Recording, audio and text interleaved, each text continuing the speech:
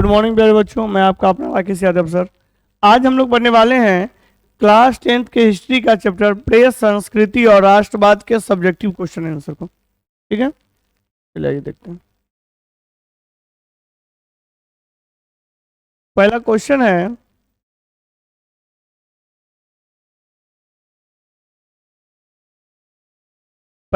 है गुटेनबर्ग ने मुद्रण यंत्र का विकास कैसे किया। गुटेनबर्ग ने मुद्रण यंत्र यानी छापने वाला जो मशीन है उसका क्या किया, विकास कैसे किया। ध्यान सुनिए। गुटेनबर्ग का जन्म जर्मनी के मेंजनगर में एक कृषक जमींदार परिवार में हुआ था। गुटेनबर्ग का जन्म जर्मनी के मेंजनगर में एक कृषक जमींदार परिवार में हुआ था। जमींदार परिवार मतलब होता है खेती उती लोग को अच्छा था। गुटेनबर्ग ने अपने ज्ञान एवं अनुभव से टुकड़ों में बिखरी हुई मुद्रण कला के ऐतिहासिक शोध को संगठित एवं एकत्रित किया। मतलब गुटेनबर्ग जो अपना टैलेंट से था मुद्रण कला को क्या किया, एकत्रित किया तथा टाइप के लिए पंच, मैट्रिक्स, मोल्ड आदि बनाने पर योजनाबद्ध तरीके से कार्य आरंभ किया। मतलब किस टाइप से छपाएगा कोई भी चीज, उसके लिए क्या क्या लगेगा, ये सब चीज क्या किया, अरेंज किया। मुद्रा बनाने हेतु उसने मतलब छापने के लिए उसने टीना, रंगा और विस्मित धातुओं के उचित मिश्र धातु बनाने का तरीका ढूंढ निकाला। ठीक है। गुटेनबर्ग ने आवश्यकता के अनुसार मुद्रण स्याही भी बनाई। मतलब छापने में कितना स्याही की आवश्यकता है वो बनाया। हैंड प्रेस का प्रथम बार, हैंड प्रेस मतलब होता है हाथ से छापने वाला जो होता है, प्रथम बार मुद्रण कार्य यानी छापने काम में संपन्न करने के लिए प्रयोग किया। इस प्रकार मुद्रण कार्य संपन्न करने में प्रयोग किया। इस प्रकार एक सुस्पष्ट यानी साफ सुथरा, सस्ता एवं शीघ्र कार्य करने वाला गुटेनबर्ग का ऐतिहासिक मुद्रण 1440 में शुरू हुआ। इस प्रकार गुटेनबर्ग ने मुद्रण का विकास किया। ठीक है, स्क्रीनशॉट ले लीजिए आप लोग। चलिए आगे देखते हैं अगला क्वेश्चन। अगला क्वेश्चन है छापा खाना यूरोप कैसे पहुंचा। क्वेश्चन क्या है, छापा खाना यूरोप कैसे पहुंचा। देखिए 1295 में मार्को पोलो जब चीन से इटली वापस आया। कब, 1295 में जब मार्को पोलो चीन से इटली क्या हुआ, वापस आया, तो वह अपने साथ चीन में प्रचलित वुड ब्लॉक छपाई, मतलब लकड़ी से ना, तो मोहर टाइप का छापने वाला था जो बताए थे आपको, की तकनीक लेता आया। इससे हस्तलिखित पांडुलिपियों के स्थान पर, पहले क्या होता था, हाथ से लिखकर पांडुलिपि यानी किताब टाइप का जो होता है वो तैयार किया जाता था। पर क्या हुआ, वुड ब्लॉक यानी लकड़ी का जो डिजाइन वगैरह कटा हुआ था की छपाई की तकनीक विकसित हुई। इटली से आरंभ होकर यह तकनीक यूरोप के अन्य भागों में फैल गई। इस प्रकार क्या हुआ, छापा खाना यूरोप पहुंचा। ठीक है, अब देखिए क्वेश्चन क्या है। इनक्विजिशन से आप क्या समझते हैं, इसका जरूरत क्यों पड़ा। देखिए रोम चर्च ने इनक्विजिशन नामक एक संस्था का गठन किया। रोम चर्च जो थे, रोम के जो चर्च थे, इनक्विजिशन नामक एक संस्था का क्या किया, गठन किया, जो एक प्रकार का धार्मिक न्यायालय था। यह क्या था, एक प्रकार का धार्मिक न्यायालय था। इसका काम धर्म विरोधियों की पहचान कर उन्हें सजा देना था। इसका काम क्या था कि जो धर्म विरोधी हैं, जो धर्म विरोधी लोग हैं, उसका पहचान करके उसको क्या करना, सजा देना। ठीक है, इसकी जरूरत इसलिए पड़ी, ये जो अदालत टाइप का था, इसकी जरूरत क्यों पड़ी, इसलिए पड़ी क्योंकि धर्म विरोधी विचारों को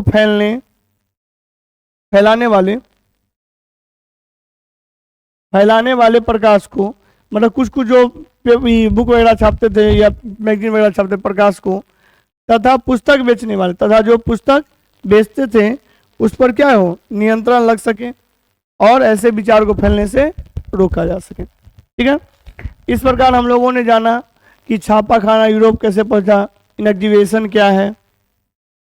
ठीक है, आगे चलिए। पांडुलिपि क्या थी? जब छापा खाना का विकास नहीं हुआ था, जब छापने वाला मशीन नहीं आया था, तो हाथ से लिखकर क्या होता था, किताब तैयार किया जाता था, उसमें हाथ से लिखकर पे मतलब क्या होता है, उसको चित्रकारी वगैरह करके उसको अच्छा से बेंडिंग करके कवर लगा दिया जाता था, उसी को क्या कहा जाता था, पांडुलिपि। इंपॉर्टेंट क्वेश्चन है, पांडुलिपि क्या है, इसकी क्या उपयोगिता है, ध्यान सुनिए।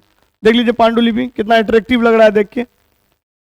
छापा खाना के आविष्कार से पहले, जब छापने वाला मशीन का आविष्कार नहीं हुआ था, उससे पहले भोजपत्र या हाथ से बने कागज, भोजपत्र या हाथ से बने कागज पर हाथ से सुंदर अक्षरों में लिखकर पुस्तकें तैयार की जाती थी।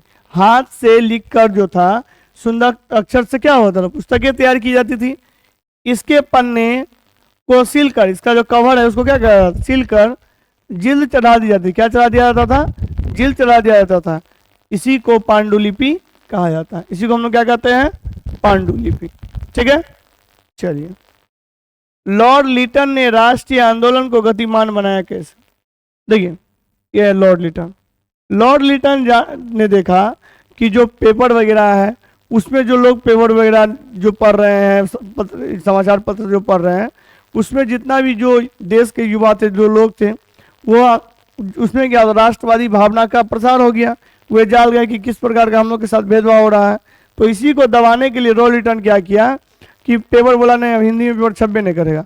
जब हिंदी में ना छपेगा तो लोग सब नहीं पढ़ पाएगा, लोग सब नहीं पढ़ पाएगा तो फिर लोग अपना राज चलने लगेगा।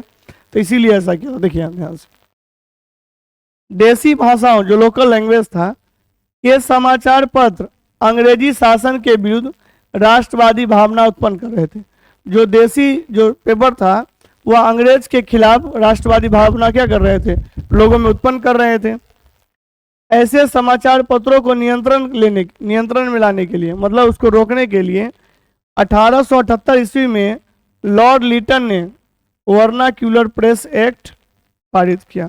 लॉर्ड लिटन जो है कौन एक्ट पारित किया, वर्नाक्यूलर प्रेस एक्ट पारित किया। इस एक्ट का राष्ट्रीय स्तर पर विरोध हुआ। यह जो एक्ट था इसका क्या हुआ, राष्ट्रीय स्तर पर क्या हुआ, विरोध हुआ। यह एक्ट लोगों में असंतोष, यह जो कानून था ये लोगों में क्या हुआ, लोग इससे गुस्सा हो गए, रुष्ट हो गए, असंतोष एवं उबाल लाने का काम किया, जो राष्ट्रीय आंदोलन को क्या किया, गतिमान बनाया। मतलब लॉर्ड लिटन जो था वह सोचा कि जो देसी भाषा में पेपर छप रहा है, इससे क्या है, लोग हम लोग के प्रति आक्रोशित हो रहे हैं, सब चीज हम लोग का जो मंसूबा है वो जान रहे हैं। इसीलिए क्या किया, ये देसी भाषा मतलब जो पेपर छपता है उसको रोक लगा दिया। ठीक है, इसी से मतलब सब जगह विरोध होने लगा और विरोध होने लगा। अगला देखिए क्या, भारतीय प्रेस के विकास में ईसाई धर्म के प्रचारकों का क्या योगदान, मूल्यांकन करें।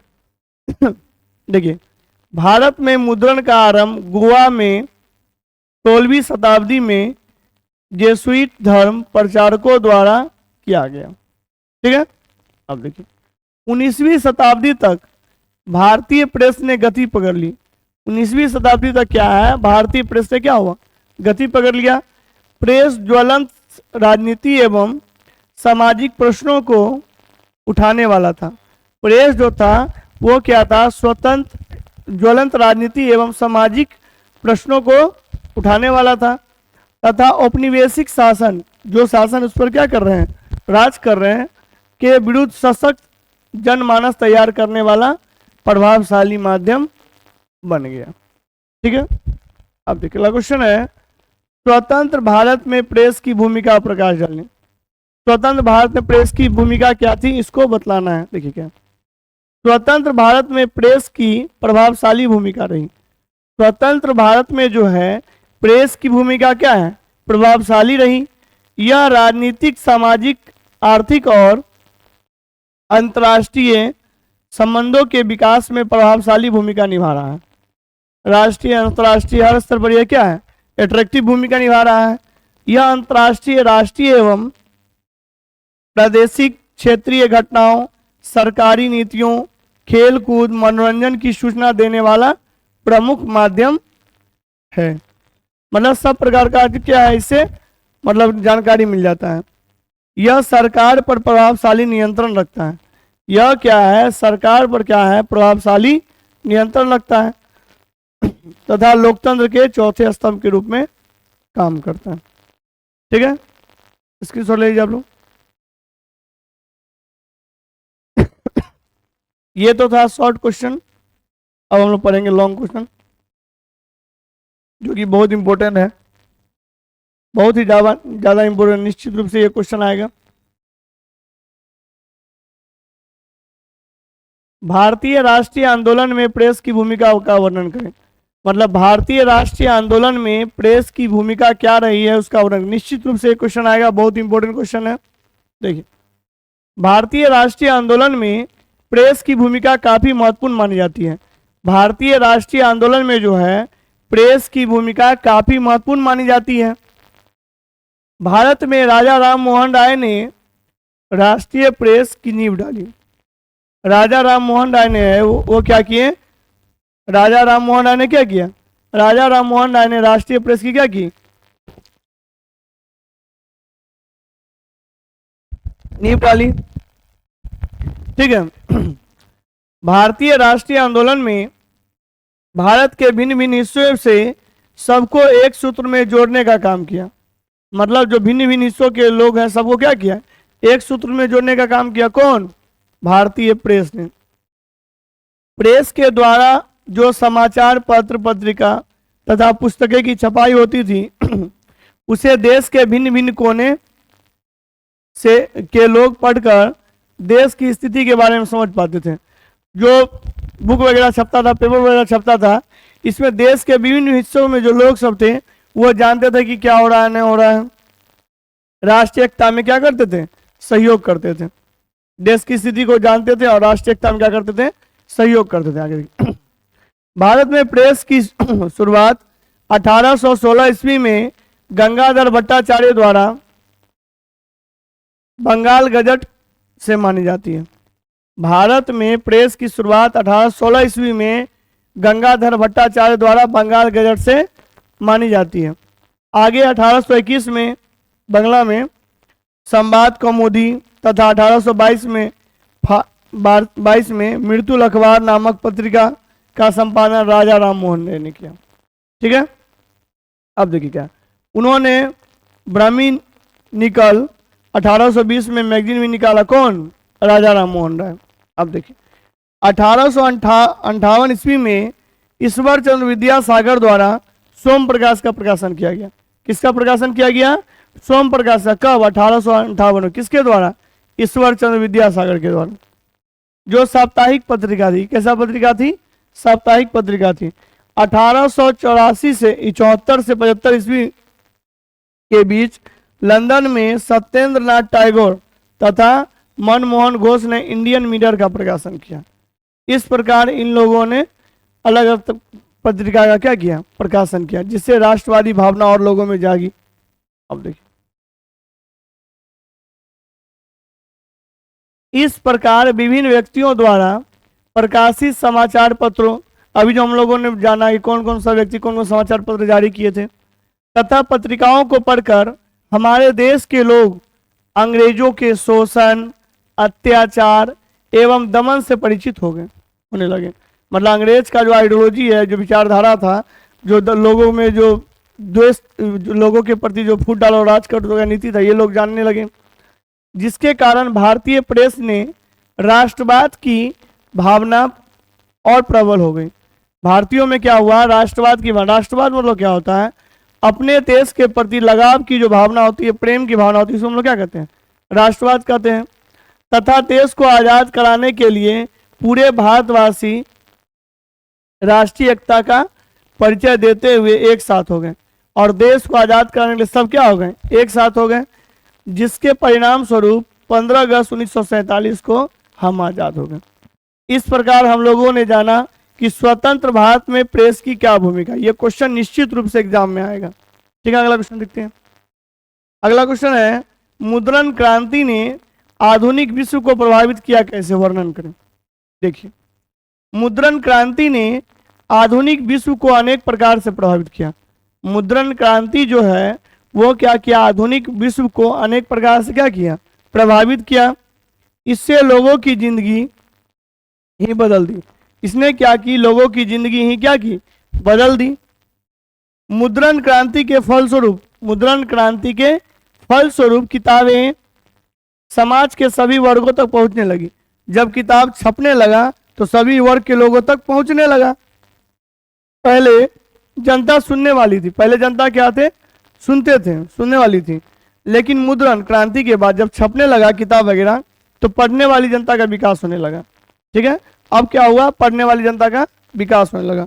मुद्रण क्रांति धार्मिक क्षेत्र में भी गहरा प्रभाव डाला। मुद्रण क्रांति जो है वह धार्मिक क्षेत्र में भी क्या किया, गहरा प्रभाव डाला। ठीक है, चलिए आगे देखते हैं। राजनीतिक एवं धार्मिक मान्यताओं पर नए सिरे से विचार आरंभ हुए। धार्मिक और राजनीतिक जो आइडियोलॉजी था वो क्या हुआ, आरंभ हो गए। मुद्रण क्रांति के फलस्वरूप प्रगति का प्रकाश यूरोप में भी फैल गया। प्रगति का प्रकाश क्या हुआ, यूरोप में भी फैल गया। लोगों में निरंकुश सत्ता को लड़ने हेतु नैतिक साहस का संचार किया। लोग जो थे निरंकुश सत्ता यानी जो मोनोपोली था उसके प्रति क्या हुआ, नैतिक साहस का संचार हुआ। मुद्रण क्रांति ने भारत में राष्ट्रीय आंदोलन को फैलने में बहुत मदद किया। मतलब भारत में जो राष्ट्रीय आंदोलन फैला उसमें मुद्रण क्रांति का बहुत योगदान था। ठीक है, अनेक राष्ट्रवादी अखबार छपने लगे। अनेक जो थे राष्ट्रवादी भावना से उत्पन्न जो थे वो अखबार छपने लगे। इससे संपूर्ण भारत को एकता के सूत्र में बनने, शोषण के विरुद्ध जनमत तैयार करने का कार्य तथा राष्ट्र निर्माण की प्रक्रिया तीव्र किया। यानी हम लोगों ने जाना कि इसकी भूमिका क्या रही। ठीक है, इस प्रकार हम लोगों ने इस चैप्टर के शॉर्ट क्वेश्चन को, लॉन्ग क्वेश्चन को पढ़ लिया, जो कि बहुत सारे क्वेश्चन इंपॉर्टेंट है इसमें। जो भी बच्चे मेरे वीडियो को देख रहे हैं मेरे चैनल को लाइक करें, सब्सक्राइब करें और दोस्तों के बीच शेयर करें। जय हिंद, जय भारत।